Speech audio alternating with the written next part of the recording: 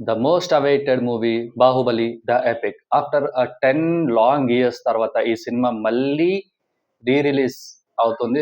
Release కాదు, actually 5.5 hours ఉన్న మూవీని టోటల్‌గా ట్రిమ్ చేసి 3 అవర్స్ 45 మినిట్స్ వరకు తీసుకొచ్చారు. కొంతమంది 25 మినిట్స్, కొంతమంది 35 మినిట్స్ అలా అంటున్నారు. బట్ 43-45 మినిట్స్ ఉండబోతుంది ఈ cinema. So hey guys, welcome back to my channel Prash Mama. కొత్తగా వచ్చిన వాళ్ళు ఎవరైనా ఉంటే సబ్స్క్రైబ్ చేసుకోండి.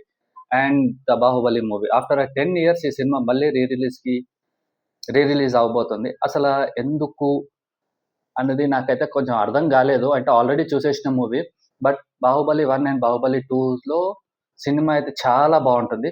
బట్ కొన్ని సీన్స్ కొంచెం లాగ్ అనిపిస్తాయి. లైక్ ప్రభాస్ తమన్నా కొంచెం రొమాంటిక్ సీన్స్ కానీ, అనుష్కతో రొమాంటిక్ సీన్స్ కానీ, అండ్ అలాంటివి కొన్ని సీన్స్ కొంచెం లాగ్ అనిపిస్తాయి. మేబీ అట్లాంటివన్నీ ట్రిమ్ చేసి ఏమన్నా కొత్తగా యాడ్ చేస్తున్నారా లేదా అన్నది ఇంకా మేకర్స్ అయితే చెప్పలేదు. అండ్ సుబ్బు ఎర్లగడ్డ గారిది మొన్న ఒక ఇంటర్వ్యూ చూశాను. ఈ సినిమాలో ఎవరికో ఒకరికి ఎక్కడో దగ్గర కొంచెం డిసప్పాయింట్మెంట్ అయితే ఉంటుంది. ఎందుకంటే ఆల్రెడీ ఈ సినిమా మీద చాలా ఎక్స్పెక్టేషన్స్ ఉంటాయి. ఆల్మోస్ట్ 1.5 అవర్ మూవీని కట్ చేసేసారు. Almost 2 hours to 1.5 hours to 2 hours మూవీని ఆల్రెడీ కట్ చేసేసారు.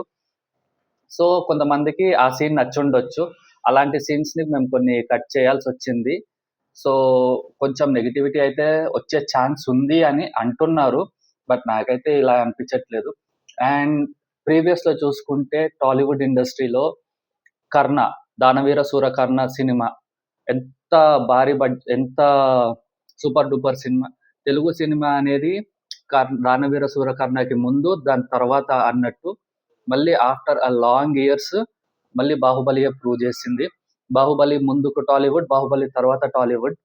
అంత ఇంపాక్ట్ క్రియేట్ చేసిన 'బాహుబలి' మళ్ళీ 31కి రిలీజ్ అవబోతుంది 'ద ఎపిక్'. ఈ సినిమాని అందరం చూడాలి. అండ్ నేను యాక్చువల్లీ 30కే ప్రీమియర్స్ బుక్ చేసుకున్నాను. అండ్ చూసి మన ఛానల్‌లో రివ్యూ కూడా వచ్చేస్తుంది. And thanks for watching. జై హింద్.